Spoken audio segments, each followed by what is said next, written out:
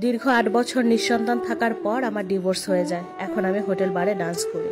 হতাশা, ডিপ্রেশন, খারাপ সঙ্গ সব মিলিয়ে আমি একজন জেনাকারী নারী এবং বার ডান্সার।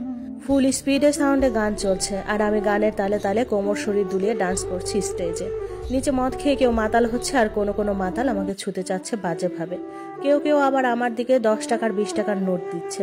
আমি টাকা নেওয়ার জন্য স্টেজ থেকে নেমে ডান্স করছি। আমাকে বকশিস দিবে এমন কেউ বকশিস নিয়ে বসে আছে, আমি তার সামনে গিয়ে ডান্স করছি। কেউ তো আমাকে চুমুও দিচ্ছে। আমি সহ আরো 5 জন মেয়েও ডান্স করছে। রাত 9টা কিংবা 10টা থেকে শুরু হয়, শেষ হয় রাত 2টা কিংবা অনেক সময় রাত 3টা। বৃহস্পতিবার দিন বার বেশি জমে। সাধারণত বারে যাদের অবৈধ টাকা বেশি তারা আসে। অনেকে বন্ধুর সাথে দেখতেও আসে। মধ্যবিত্ত তেমন কেউই আসে না। আমি যে বারে ডান্স করি সেবারে সব হাই সোসাইটির অবৈধ টাকা পয়সাওয়ালা লোকেরাই আসে বেশি। আজ অনেকদিন যাবৎ বারে ডান্স করতে করতে এখন যেন লজ্জা শরম উঠে গেছে। ছোট পোশাকের শরীর দেখিয়ে ডান্স করলে কাস্টমাররা খুব বেশি খুশি হয়। আবার অনেক কাস্টমার রাতে আমার সঙ্গও চেয়ে থাকে। আমি আবার টাকাওয়ালা না হলে সঙ্গ দেই না। বাসায় ফিরি সকাল 8টায়। হোটেল থেকে গোসল করে ফ্রেশ হয়ে বোরকা পরে বেরিয়ে যাই। বাসায় যাওয়ার সময় কাঁচা বাজার করে নিয়ে যাই। বাসায় গিয়ে নাস্তা খেয়ে ঘুম দেই আর ঘুম থেকে উঠে একদম 5টা বাজে। কেউ আমাকে বিরক্ত করে না। আমার 2 বোন আমার জন্য সব করে রাখে। বাসায় জানে মেডিকেলে আয়ার জব করি।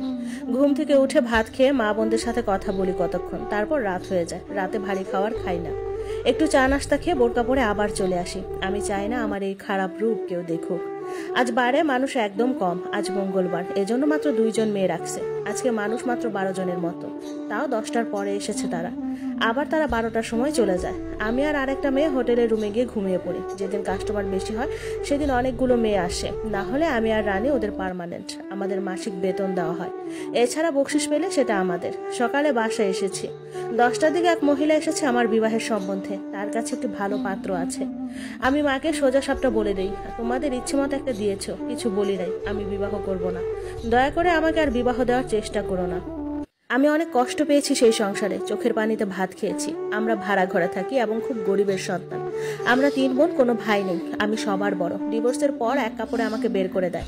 দীর্ঘ 8টা বছর অনেক চেষ্টা করেছি সংসারটা টিকানোর। এই 8 বছরে চেষ্টার কোনো কমতি রাখি নাই একটা সন্তানের জন্য। কিন্তু আমার রব আমায় একটি সন্তান ভিক্ষা দেয়নি।